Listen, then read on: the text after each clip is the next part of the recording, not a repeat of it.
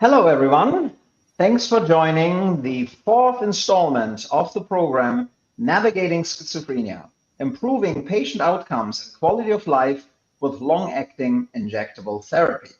Now, this is the fourth part, and we're wrapping up a series that was already quite successful, and we hope that many of you have already watched this. The first one was on the role of long-acting injectable antipsychotic treatment options. The second one on path to stability using LAIs and through expert and insights. The third one was the role of long-acting injectables in the treatment journey and patient perspective. But now we're talking about implementation and why should you or patients actually use these medications? How can we improve the quality of life, which is even more important than symptomatic improvement? My name is Christoph Corell. I'm professor of psychiatry and molecular medicine at the Zucker School of Medicine at Hofstra Northwell in New York, and I'm also professor and chair of the Department of Child and Adolescent Psychiatry at the Charité University in Berlin. And I'm today joined by two esteemed colleagues and friends. First, Bethanys, a patient advocate. Tell us about yourself. Hi, thank you so much for having me tonight. My name is Bethanys Yeiser. I'm president of a foundation called Comprehensive Understanding via Research and Education into Schizophrenia, which we call CURES. I'm also a schizophrenia advocate. I've written two books. One was called Mind is Strange, My Journey from Schizophrenia and Homelessness to Recovery. And Dr. Nasrallah and I jointly released Awakenings last February, Awakening Stories of Recovery and Emergence from Schizophrenia. So thank you again for having me this evening. Thanks for being here, Bethany. This is wonderful. And then we have obviously a very well-known person, doesn't need introduction, but it's good to have him introduce himself. Dr. Nasrallah. Hey, hello, everyone. I'm Dr. Henry Nasrallah, professor of psychiatry, neurology, and neuroscience at the University of Cincinnati College of Medicine. And I have been in schizophrenia research and treatment for over 30 years. And I have a special passion for prevent relapse in my patients because it is really devastating, as we will discuss in a few minutes. So let's proceed, Dr. Corell. Wonderful. So what are we going to cover today with you all? Well, we want to go over the rationale for starting long-acting injectable antipsychotics, or LAIs, early, and also look at the perceived benefits that patients can get. And that includes ease of treatment, improvement beyond psychosis, especially functioning and reintegration into society. But we'll also talk about some barriers. Why are they not used more, and how can we overcome that? But Dr. Nasrallah, why don't we start with you and look at the rationale for early treatment? Is it good enough to consider LAIs late, or why should we go early? It's absolutely important to start long-acting injectables very early. And what I mean by very early, like right after the first admission. We always start with pills at the hospital because the nurses make sure the patient is swallowing them and they reach the brain. That's why pills work in the hospital, but they never do after discharge. If many clinicians, 99.9%, prescribe pills because they worked in the hospital, they prescribe the same pills after discharge, but the patients will not take them. Patients with schizophrenia are incapable or refuse to take them because they don't believe they're sick. There are multiple reasons why they cannot take the pills, which leads to relapse. So what you see in front of you is one of the early studies in the last 22 years. Basically, we discovered that schizophrenia, psychotic episodes, are neurodegenerative. They destroy brain tissue and they're progressive. With every episode of psychosis, you get more and more tissue destruction. As you can see in this particular paper, 1% of brain volume is lost in the first episode alone. That's the average brain is 1200 cc. So 1% is 12 cc's of brain tissue, mostly gray matter.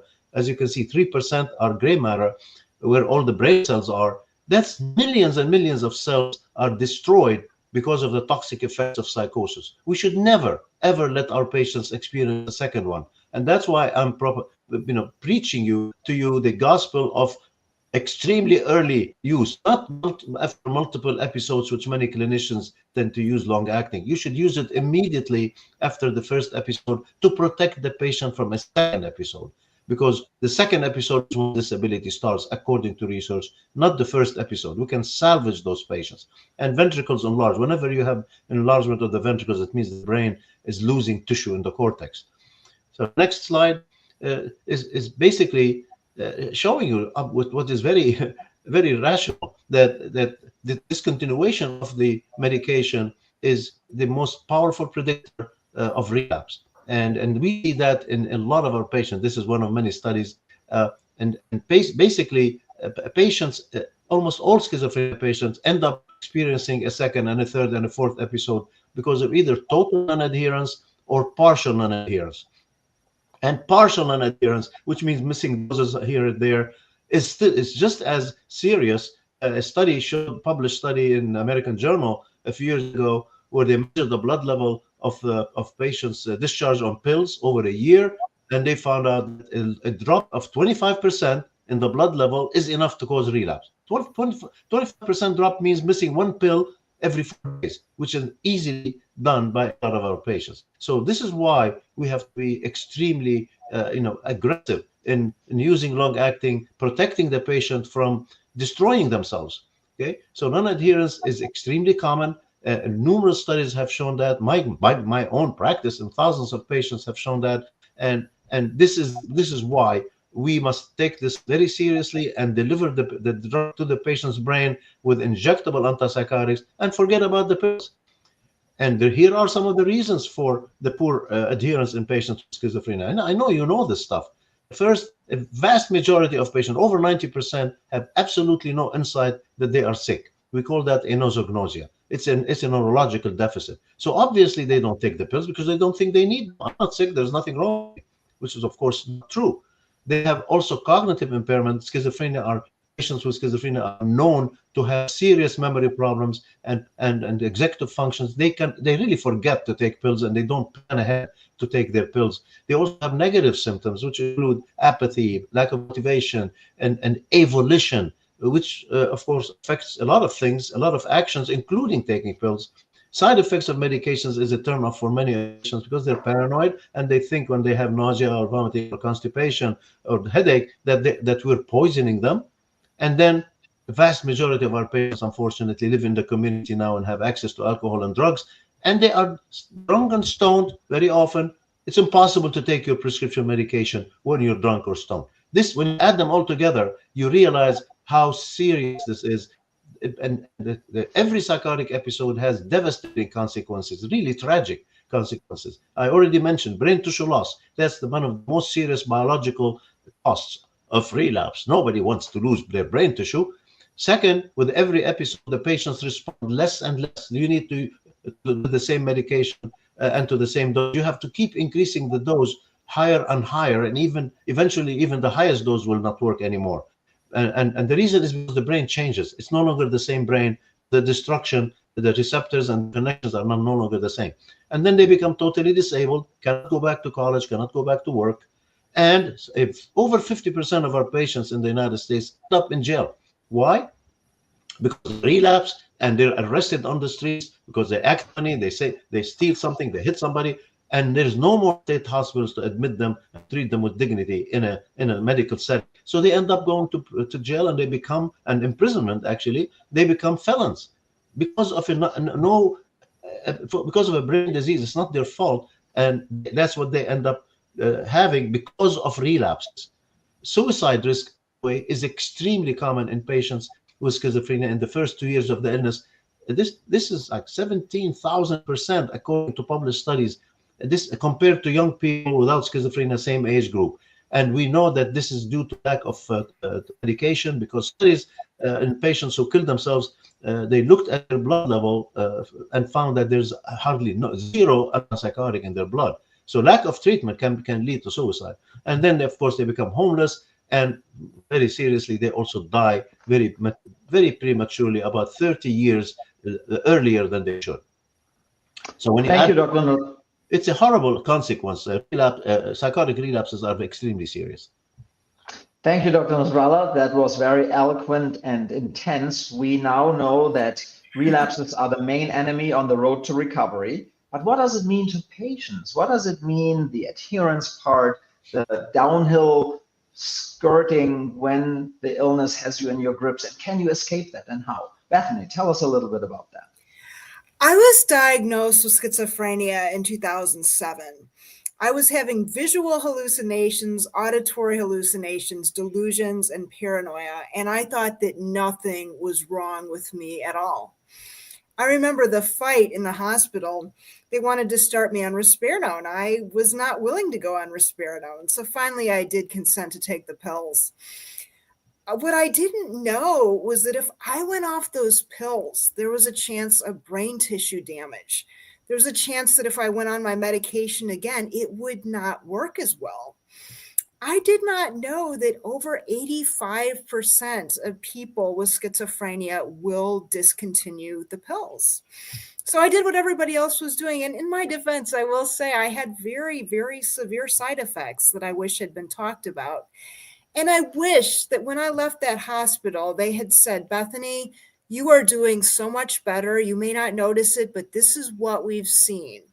You know, perhaps tell me the delusions, the paranoia, the visual hallucinations, gone. I didn't know the consequences. I was talking to Dr. Nasrallah about heart attacks and brain attacks. If you have a heart attack, you do everything in your power to prevent another one. You change your life, you take your medication, you change your diet, you do whatever is necessary. And so psychotic episodes are like brain attacks. We must address them just as seriously. This is a very important thing that we need to share with our patients. I will also say too, during my second hospitalization, when I relapsed, just weeks after discontinuing my risperidone, they told me, you're a terrible patient, you're a terrible person because you went off your medication. So we're putting you on a long-acting injectable. Bad idea. I thought the LAI was a punishment. So as soon as I got out of the hospital, I immediately went off that LAI. Fortunately, I did consent at that point to take the pills. It is absolutely important we bring up LAIs with our patients and we emphasize the benefits. You can't forget to take it. You have a steady level in your blood of medication. The side effects may be fewer. You don't have to worry about this psychosis and schizophrenia thing every day. You just have to come in and get the shot every 2 weeks, month, 2 months, 3 months, depending. I am a huge fan of LAIs, and I understand now that my life was at risk when I went off my risperidone, and the LAI could have prevented that. Well, thank you very much. That was a very powerful story. And you also actually had very bad downstream effects of the illness. First, there were the side effects of the medication, but then actually had almost lost everything. Do you want to briefly say something about that? Yeah, this is your life at stake. You know, we're talking about this duration of untreated psychosis when there's more brain damage happening every day. And as I mentioned before, everybody goes off these pills. Some people go off the pills like me because they think I don't need them. They're not doing anything to me. Some people go off the pills because, like me, they say, gosh, I can't believe how bad these side effects are. So it is very important for the doctor, the clinician, to treat the side effects and to treat their patient with dignity and understanding, because sometimes these medications can have side effects and can be very hard to take. But what I didn't realize when I started antipsychotics was that they could dramatically change my life for the better. That when I got on the right antipsychotic, I could live independently as I am today, work, have wonderful relationships, and have a reclaimed life. And that's what we're talking about for patients, a better quality of life, hopefully a longer life, hopefully avoiding incarceration, avoiding homelessness, avoiding other bad consequences, as Dr. Nasrallah mentioned. Yes, very true. And as you mentioned, the continuity of the medication treatment, also pointed out by Dr. Nasrallah, is key. And this continuity is easier to achieve with an LAI. First of all, you have less peak trough variations, you have less decrease of blood levels because of the difference in liver function. You also have more stability of the blood levels. In addition, everybody knows when the patient stops, the day, the hour, the month, the week, because it's visible. And even if you can't immediately reach the patient or discuss with them what the issue was and adjust it, there's more medication in the system. it's not gone after a week. So you have a window of opportunity to bring in family members and the patient and discuss what the best treatment course is. Patients don't have to remember it. They don't have to carry it with them when they go on a trip. What about young folks? We already heard from Dr. Razala, it should be given early in the illness course, that are in a dorm setting or go out on a trip with schoolmates or university mates, and then they feel embarrassed. They have to pop a pill, and what is it? So they may not do it. Or people who have substance use who take their drug holiday, very bad idea. You're adding oil to the fire and you're removing something that can shield you. So long-acting injectables have a big opportunity to improve outcomes, and that has to do with better adherence, less hospitalization and relapse, longer life. We know that there's basically a reduced risk of mortality, both due to suicide, but also due to natural causes, because people who take medications are more likely to have better healthy lifestyle. There is less of an increase in cortisol. There is less of an issue of not going to doctors for other things like secondary prevention of diabetes, intervention for hypertension. So we've shown not only in meta-analyses that life is prolonged with LAIs the most for treatment non-resistant patients, and actually we can uncover some that seem treatment resistant, but they were pseudo-resistant because they didn't take the medication. But clozapine, on the other hand, is the best treatment then for resistant patients. Both treatments, clozapine, that's even indicated for suicide prevention, prevent mortality the most, but also long-acting injectables, both for natural and non-natural causes. We also have data that there's less absenteeism from work. There is less workers' comp when patients actually take medication either as clozapine or as a long-acting injectable. So both the direct health impairment due to the illness improves, but also indirect costs to the patient, to societies. And that's what we, I think, need to make sure we see when patients foresee also when patients come to us. And I think, Bethanys, you've made the point, I wish I had been told, I wish I had known. But maybe we can show the slide of, despite those benefits, there's huge variation in the prescribing of LAIs across countries, but even within the United States, where the overall percentage is maybe around 14%, but you can see some states have above 20%, so more than 1 in 5 patients. And we would say if 85% stop the medication, shouldn't we be at 70, 85% of patients getting an LAI? But some states have only 5% of patients on an LAI. And what we've learned really is this is much less due to patients. It is much more due to variation in clinicians. So maybe we can use the next section of this, that the two of you ponder a little bit and discuss what are the barriers to LAIs being considered, being given, being taken, and what should we do to really engage patients and clinicians to change that? I think the greatest barrier, Christopher, is the attitudes and of the clinicians. So many clinicians are used to prescribing pills and never really understood how important injectables are from the old days, from the 60s, 70s, 80s, 90s, when there was zero knowledge about how destructive the psychosis is.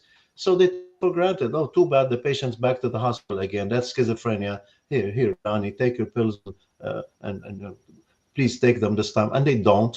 And they never really believed that long-acting should be used because they saw it as a punishment. Actually, the clinicians thought of it as punitive, and also some of them with psychoanalytic thinking thought of it penetrating the skin of a patient is like psychodynamically like a sexual rape or something. It's some stupid ideas like that. And also liberal thinking, which of course liberal thinking is good, except when liberals say, let the patient exercise their civil liberties and decide whether they need the medicine or not. That is a death sentence for the patient. This is not rational that somebody with an abnormal brain that's not working is given the charge of taking care of their health. We need to do that ourselves. And once the patient stabilizes, they will take care of themselves very well. But that initial phase of the illness is critical. And many clinicians still discharge patients on pills, and they wonder why they are disabled. Why they become chronic, totally basket cases? Because they keep getting relapse after relapse. We should stop this vicious cycle in its tracks. We should stop it in its tracks by switching patients to one of the available long-acting injectables, all of which are approved by the FDA. And what I've seen my patients recover, go back to their baseline, and it's so gratifying. Clinicians will have no idea how gratifying it is to see patients look normal, behave normal, and functioning and going to work. Bethany, what would you have liked for clinicians to do so that you would have accepted this more? What can you give as advice from a patient perspective and your story? The clinician needs to talk to the patient, and offer the patient dignity. I mean, when I was on risperidone, I was very foggy and staring into space, but deep inside, I was still there and I was listening. And I wish somebody had at least tried to tell me, as I said before, you are doing so much better. It is because of this medication. I wish somebody had asked me, are you having side effects? Because we can deal with a lot of the side effects, but don't just go off your meds. What I see very commonly in the community is that a person will be discharged on the pills, and instead of contacting their doctor saying, I have side effects, they just flush it down the toilet and say, I'm never doing this again. So the clinician needs to sit down with the patient and say, this is your best option. I remember my doctor at my second hospitalization said, do you want to work again? Do you want to go back to school? Do you want to live independently? He said, these things might be possible, but they will only be possible if you always stay on your antipsychotic medication. It was a 15-minute conversation with that doctor, but it changed my life. I've been on the pills, but I've never missed the pills since 2007. But, with LAIs, we need to emphasize this is very convenient. You don't have to worry about taking the pills. You don't have to forget to take the pills. Like Dr. Carell said, if you go on a trip, you won't have to have your friends see you take these pills. There are so many advantages. And I do believe the data indicates that these injections are not very painful. They tend to be very tolerable for patients because a lot of them are, of course, afraid of needles, and we need to address that too. But at the bottom line, the clinician must talk to the patient, tell them psychotic episode is a brain attack, tell them LAIs are their best option, and help them understand. This will give them the best quality of life. This is about your future. A lot of these people are in their mid to early to mid 20s. This is about decades of life. This is a very critical decision. Yeah, I don't just educate the patient, which Bethany, you're right. We need to do a lot of education for the patient about the illness, the treatment, the outcomes, and so on. But I also show my patients MRI scans. I say, here's a brain scan of a normal person, and this is a scan of a person like you who relapsed 3-4 times. Look how shrunk and shriveled the brain becomes. This is like early Alzheimer. I scare them with show and tell that this is a very serious problem for your brain if you stop medication. So forget the pills. We'll give you an injection once a month, once every 2 months, once every 3 months even. They're all available. And how free can that be for you not to take pills every day and remember that you're sick or something like that? I mean, I also tell them, look, if my own family member, my own son or daughter develops this illness you have, schizophrenia, that's what I would give my own family member.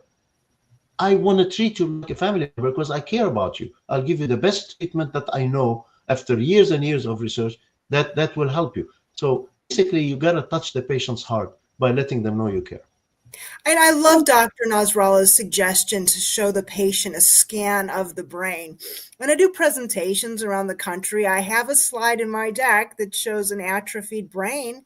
And I think it's very powerful. And I wish it had been shown to me in 2007 during that first hospitalization. I mean, looking back again, when I left that hospital, I hardly knew anything. And we, again, even if the patient seems to not be with us, staring into space, not concentrating, at least try to reach them with this valuable, life-changing information. Let me highlight what I keep insisting on using long-acting injectables in the very beginning, after the first episode. A study was published in a major psychiatric journal from UCLA where they took 100 patients treated them with first episode, treated them with antipsychotic in the hospital. They got better, and at the time of discharge, 50%, half of them were discharged on pills. The other half were discharged on injectable of the same antipsychotic. And the purpose of the study was to see the difference in relapse. Guess what they found?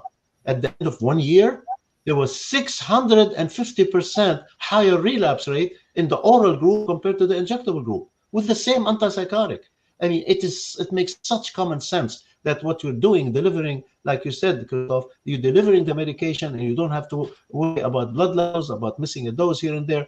This is why many clinicians don't see the benefit, because they only use long-acting after multiple episodes. By then, the patient is a basket case. It's very hard to go back. Yeah, you stop the relapses, but they cannot function. The brain has been destroyed. But the window of opportunity is in that first episode, which is rarely done in this country. And I would, my fellow clinicians, try it in the first episode and see the difference it makes. Well, thank you so much. This was a lot of great information. And let me sum this up. It seems that we are underestimating the effect, the behavioral effect of non-adherence. We think it's the illness itself, but if we allow the illness to reign by not having patients take medication consistently, we are losing the battle, and they are losing the battle. I also understand that psychoeducation is key, and it has to be very direct. It has to compare what you can achieve when you are on medication and what may be at stake and what you lose very easily, what slips away when you're not on the medication. And that can be even visualized with a scan. But it's also important, I hear, that it's not just about hospitals and symptoms. Bethanys, you said what changed your life was the doctor sitting down with me and say, I hear that you want X, Y, Z. You want to go back to school. You want to live independently. You want to have recovery, relationships, have good quality of life. Guess what? If you want that, it's only possible with this illness when you take medication. And putting those two together is very important.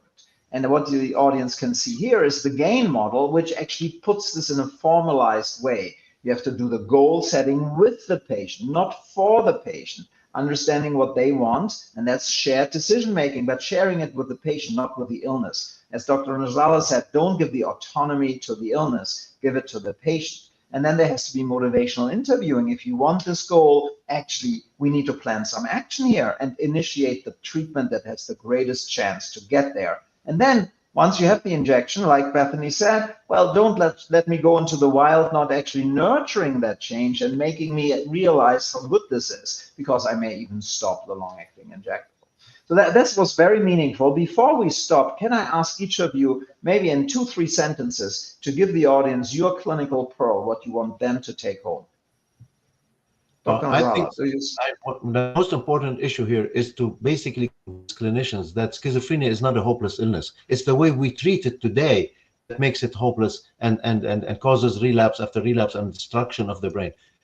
You can recover. You can help your patients recover from schizophrenia with aggressive prevention of relapses. And the only way I know how to do that is to give them long-acting injectable very early. If you use it like most studies done after many relapses, they don't show a great effect like the first episode does. So it's really ironic that the two most powerful medications available for schizophrenia in this country, long-acting injectables and clozapine, are vastly underutilized, vastly. And it's inexcusable. These are extremely important tools for early schizopsychosis and for the treatment refractory. Again, that's another discussion about why clozapine is not being used enough in this country. Thank you. You want your patients to know that a psychotic episode, as Dr. Nasrallah has said before, are like a brain attack. They should be compared to a heart attack. You do everything in your power to prevent another heart attack. You must prevent other brain attacks. Sit down with your patient, explain to them why they need the long-acting injectable, how the medication changes your life, the convenience, preparing for the next decades of life, going back to work, going back to school, having the highest quality of life possible. And long-acting injectable antipsychotics are often their best option. Let them know that. Thank you so much to the two of you. This was very powerful. And thank you to the audience to being with us listening the fourth and final program here. Please scan the QR code to claim your CME credit. There will also be a CME question to answer. And we are so grateful for your time and hope that this can change also some of your perspective and attitude as well as behavior, offering patients LAIs. Only then they can discuss it. And don't let them say no and go away. We know from research you have to keep going, educating further, and devise the right treatment plan for your patients. So we thank you for the attention and the time that you've given us. Thank you, Dr. Nasrallah. Thank you, Bethany. Happy holidays to everyone and a good start into the new year. Thank you. Thank you, Christoph. Thank you, everybody. Take care.